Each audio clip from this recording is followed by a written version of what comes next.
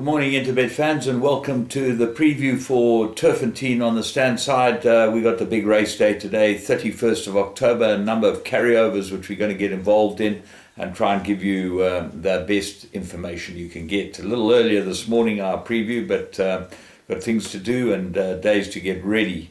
22 pentometer, 7 meter false rail to the 700 meters, which will give everything a chance, although I do still believe that bad draws do not help you at Turffontein when you go to race up the hill. Race 1, 12:10, and we got 10 race program, 1160 meters, maiden plate, 3-year-old fillies, and the first time Mike de Cox has been back to the exclusion. Florentine, the Ideal World, Callum Murray gets a ride from draw 14. I think that the outside's normally a bit better at Turffontein, certainly come down the straight. Oblige ran a very good first race. That's number 11 on the card, Alec led Samanga Kamalo.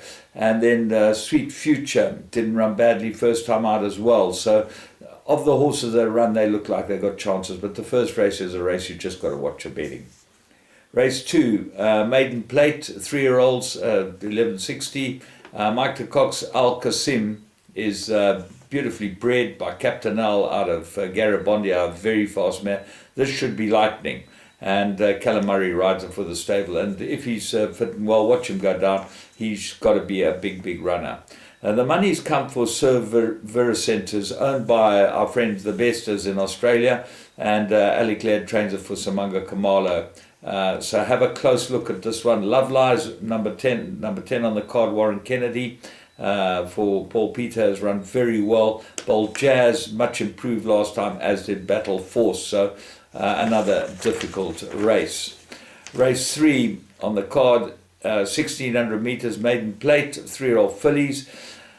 The favourite here is number 1, Spice Market, Alec led Samanga Kamalo, but I'm going for number 2, Lucy Bell, Gary Alexander's runner with Alda de Meyer on. The Alexanders did us a turn the other day when we fancied one of theirs. It was about the same price and it won pretty well. So I really like this one. Right choice. Well, you've got to look at this horse's form and look at Lucy Bell. I'm going for Lucy Bell. I think that Lucy Bell, from the best draw with Alda de Meyer on it, is really a big runner. Mirren, not a bad run first time out, look for improvement, and there's been money for Ideal Jet, Gavin Lorena for Paul Peter, that's number 9 on the card.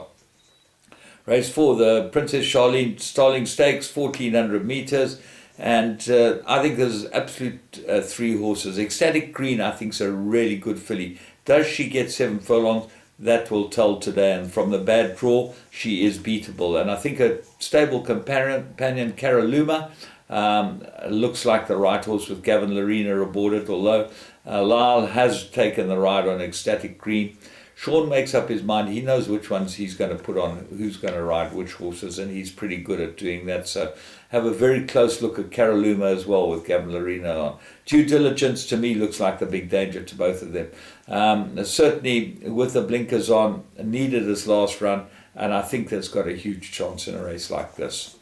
Race 5, Graham Beck, grade 3, 1400 meters, and I'm going for number 6. That's my top choice, and that is Al Mutana. Now, Mike de Cock holds the key here. He has a couple of very nice horses.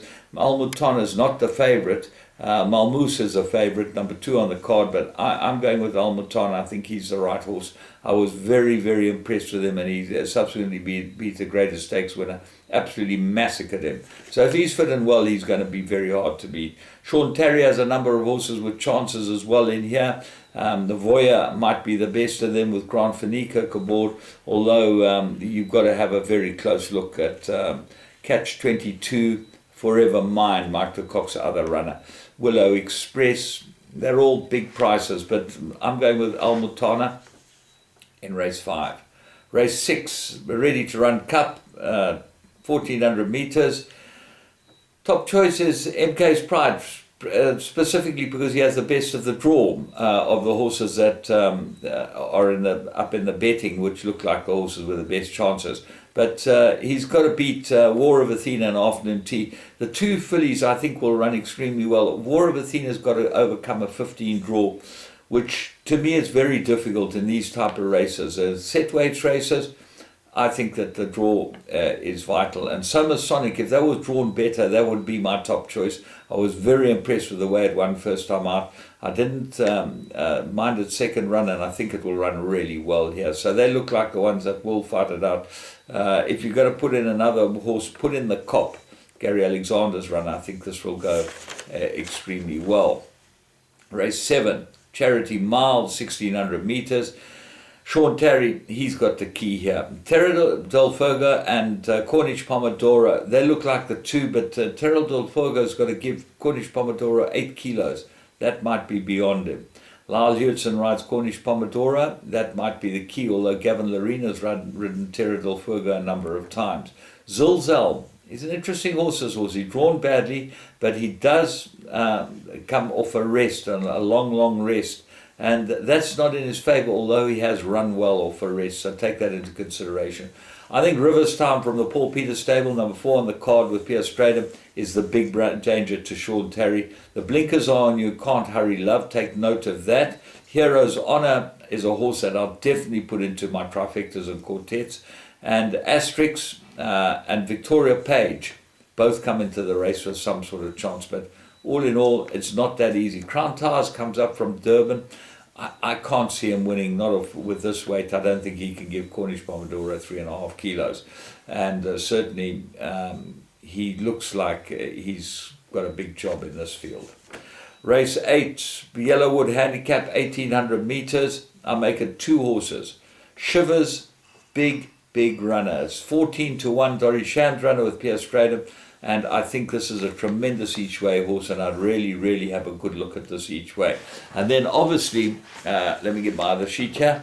Number 7, Heartstrings is my top choice.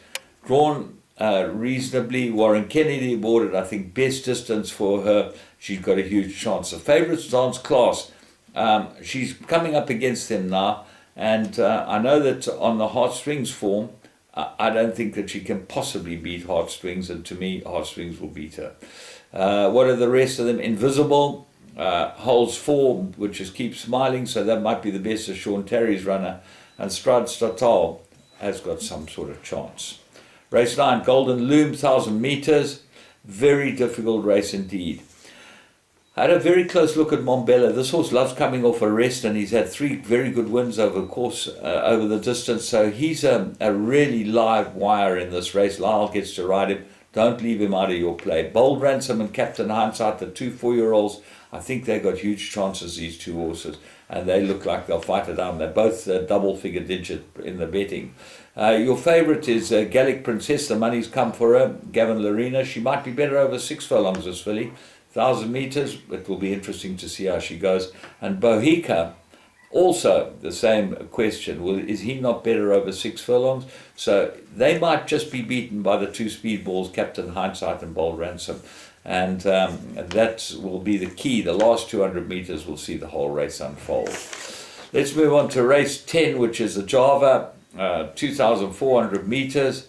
Factor 50, she's always got to be considered number 2 on the card. David Nevenhays and Luke Ferraris gets a ride on her. He has ridden her well before, and on the Imperial Ruby form, she should be able to beat Imperial Ruby when she got beaten by him last time.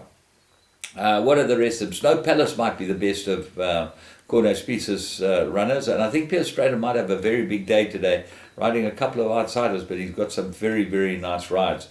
Have a close look at Snow Palace at 12-1. Sworder Street is your favourite. At the weights, he looks like he's got a big problem, this horse. I think he might be better than this rating, but I still think he's in a tough race to come from KwaZulu-Natal and come straight back here and run into a race like this is going to be tough for him. Shenanigans is my the best idea of an each way. I think he'll run really well. Barrack, look for big improvement from him. And then African Adventure is a horse that's really improving and certainly got to go into all your plays. So it's an extremely difficult race to finish off the card. But they're big carryovers and certainly well worth getting invested in Turffontein today. From me, James Goodman, and the Interbet crew, remember you can go on and play the live games, roulette, poker, dreamcatcher, whatever you like on Interbet before the race meeting starts. And then we'll get into all the carryovers and see if we can get some money. Have a great day, and I'll be back with you for tomorrow's Greybull meeting. There's been a lot of rain here, so there'll be a lot of updates. We might even be racing on the poly.